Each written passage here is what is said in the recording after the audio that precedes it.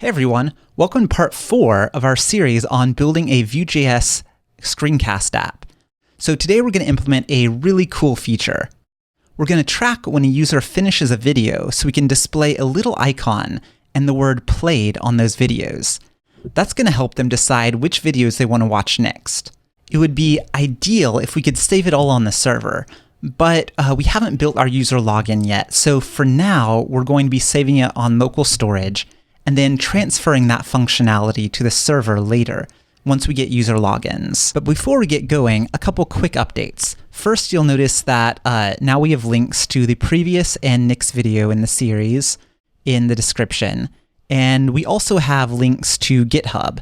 Thanks to, I'm not going to try pronouncing your name, but thank you for the awesome suggestion on adding the Github links. So those links, once again, are in the description. You'll have to hit this Show More button, and that's also right near the like and subscribe links, which you should also click. Second, I'm changing how I title and market these things. The 100 days of code was a great gimmick to get me off my butt and building something, but the days got confusing, and it wasn't really an ideal experience for you guys or for me. So instead of labeling this 100 days of code, days 5 and 6, I'm going to label it Building a VueJS App Part 4. And eventually cutting out all these confusing parts in the first couple videos if YouTube lets me. Anyways, I plan on putting out 2 or 3 of these per week until the website's ready.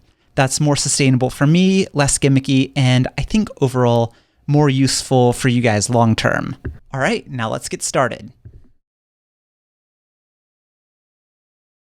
What we want to do is have right below this title and above the description, we want to have something that indicates to the user that the video has already been played, if it's been played. So let's go ahead and put one of those in there statically so we can get it right. And then we'll make it dynamic based on whether the video has been played or not.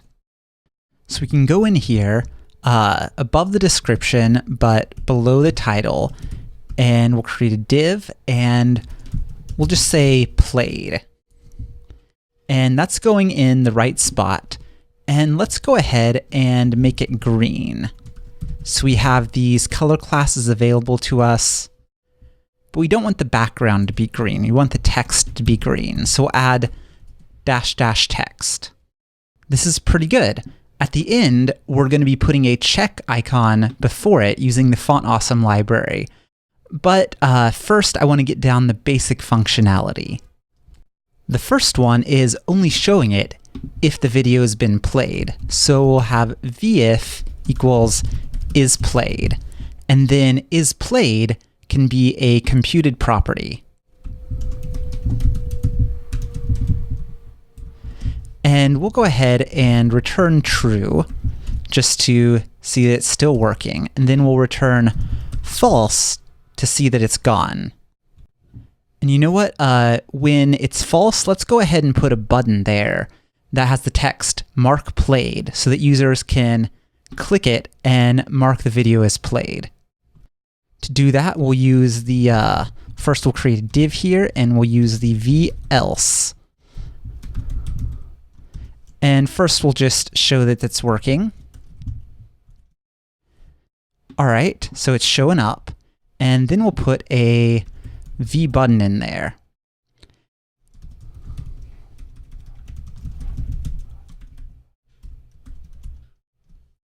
All right, and let's go ahead and make this extra small. There we go. So we've got our button, we've got the played, and now we just need to make the isPlayed computed property return based on what's in the store. So let's go ahead and go to the store, store index, and let's make a played videos array. And we'll put 2, 3, and 4 in there. And then we can go to our component, and first we'll get the played videos. And to do that, we'll get the map state and .. map state played videos, and let's go ahead and get the videos as well so we can simplify this. All right, and now we'll get this dot played videos, and we'll see if it includes this dot video dot ID. And if we did this right and put in all our commas, then we'll see that video 1 still has the button, but if we go to video 2, it'll say it's played. And we'll go ahead and check with the other ones. Yep, still played. 4, still played, and then 5 should have the button. All right, everything's working as it should so far. But listing out 3 played videos and keeping them static is not a good user experience. They want to actually be able to change which videos are played and have those stored. So in our next step on that, we're going to be getting the played videos array from local storage. So we'll start by removing that so there's nothing in played videos at the start. Now we'll put some played videos into local storage. So open the DevTools and then go to the Application tab, and we'll make a played videos key, and the value we'll give it, let's do 2, 3, and 4 again. It's an array. All right, now it's our goal to pull that from local storage. Oh, and this was already up, but if you hit Application, it might not be. So you have to go here, click this, and click here. Now let's go ahead and get our debugger here in the load videos action and see what we can do to access local storage. Go window.localstorage.playedvideos. Okay, that is pretty easy.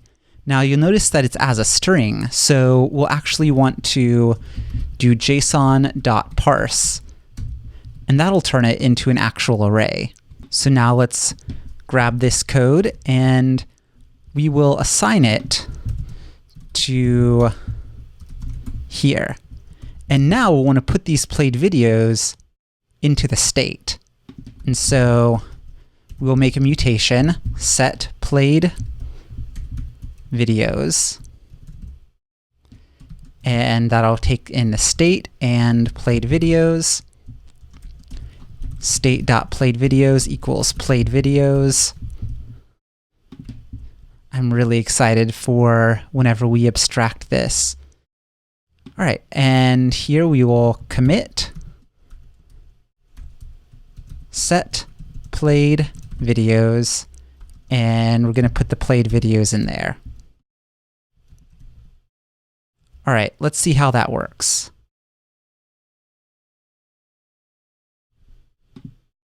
All right, video 2 is showing played, and video 1 is not played, so it worked correctly. Our next step is to load up this button so that when someone clicks it, it turns it into the played instead of the button. So we'll use von, and on click, we will use the markPlayed method. And so we'll go down here and we'll have to create a methods hash, and we'll create the markPlayed method. And what we're going to do is we're just going to immediately dispatch to the store. But we're going to send it the ID of the current video.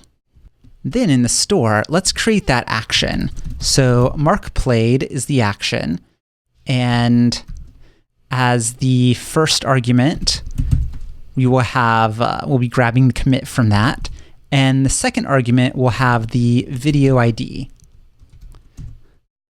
All right, and here we're just going to call a mutation. And we'll call that mutation mark-video-played, and we'll feed in the video ID. So this step seems a little bit boilerplatey, but there may be other stuff we want to do later. And so I guess there's a reason to have it. And it is good to have, order, everything in the right place, even if it's a little boilerplatey at times. All right, and now what we do here will no longer follow this direct pattern because we're not just setting stuff. So the first thing we're going to do is create a new played videos list, and we could just do this dot played videos, but we want to add on this video ID. So we'll call concat video ID. So that'll make a new array, and then we'll call this dot played videos equals played videos. Actually, not this dot, state dot. All right, and that should be enough to turn this button green. All right, that looks like it's working. Let's reload. Oh no, it didn't save. So we don't just have to save it to the state, we also have to save it to local storage. So call window.localstorage.played videos, and then we'll set it equal to, we can't just do played videos. We have to turn it into a string. So we'll use json.stringify, and then we'll see if it's working. We'll hit mark played, reload, and it is mark played. And we'll go ahead and go here and see that we added 1 to the end of our array. So that is our core feature, but there are 3 other things I want to do. First, add that check mark with FontAwesome. Second, I want to make it so that when the video finishes playing, it'll automatically mark it as played. And third, I want it to display on the video list screens. All right, for our first extra feature, we're going to add in the FontAwesome icon. So we go to the Vue FontAwesome library, and let's go ahead and scroll down for installation. So it's going to ask us to add 3 different packages. And I know what you're thinking, that is a lot of packages. I agree, but fortunately it has some methods for making sure those don't all go in the package you're sending to the browser. But unfortunately, that means that setup is probably a little more complex than I would like. So what we're going to be doing is we're going to be importing the library, and then we're going to be importing our icons, and then we're going to be importing a component called FontAwesome icon. Then we're going to be adding our icons to the library and setting up the FontAwesome icon component. So we'll go ahead and copy all those and paste them in our main.js file. Now, user secret is not the icon we're going to be wanting to use, but we'll go ahead and use it at first just to check that things are working. Let's go ahead to our video watch component and use our FontAwesome component. So FontAwesome icon, remember we registered this, and we'll set our icon as, what was the one we registered? User secret.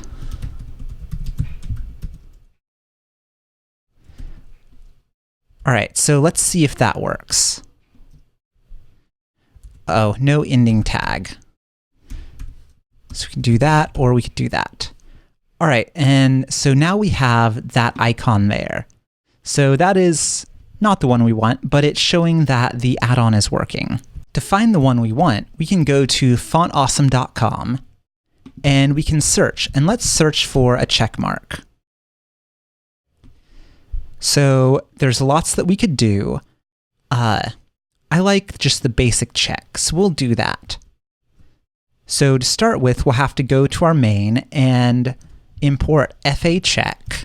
So you always prefix it with FA and add that to the library. And then we'll go here and change the icon.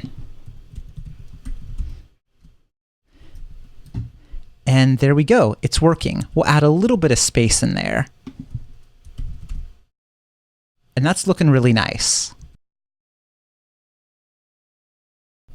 Now it's time to do our second extra feature, which is automatically marking it as played once a video finishes playing.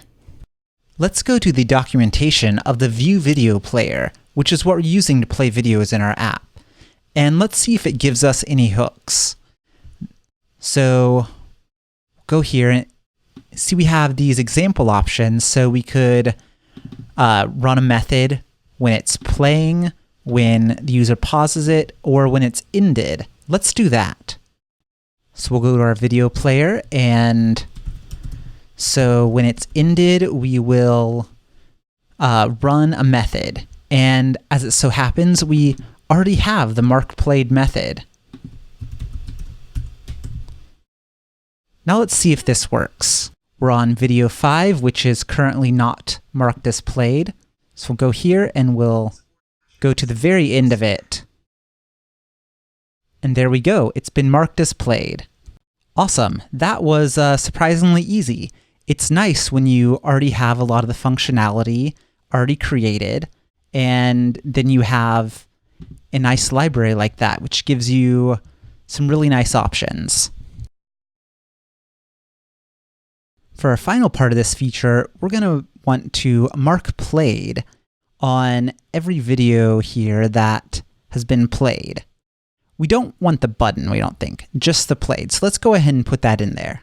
We'll go to our video watch played and see what we already have, and we will correct the indentation a little bit, and then we can go ahead and copy this into our other view.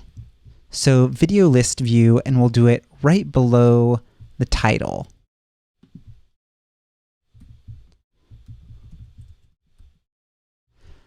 All right, now we need to create our isPlayed.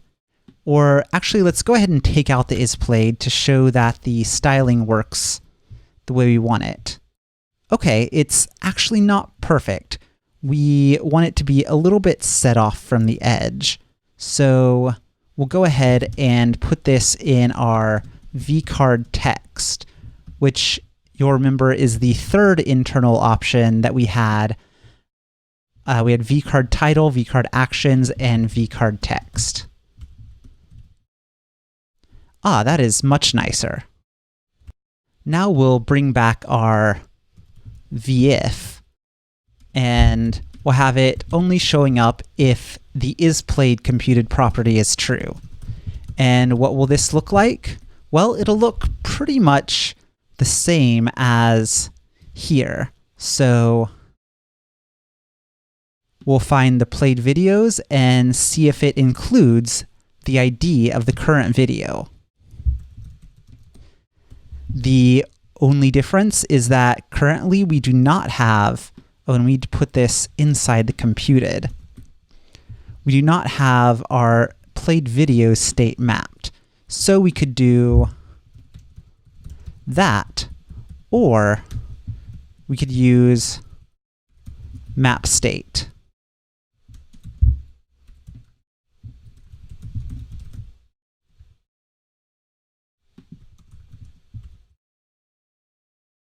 All right, and let's see if that's working. And it is. See that it shows played for a lot of them, but for a couple of them, it doesn't. Now, because this item is a component, we can go into our tags page, and it's still working. So we do it once, and it is in every instance of this component. And that's it for today. It's a little bit shorter than the other ones, I know, but I think I'm going to start basing them around features and things to learn. So they could be shorter like this, or they could be longer like the previous videos. But before we go, let's go ahead and review what we learned today. So first off, we learned about the vif and velse. So vif is connected with a computed property, and if that computed property returns true, then we see what is displayed within that element.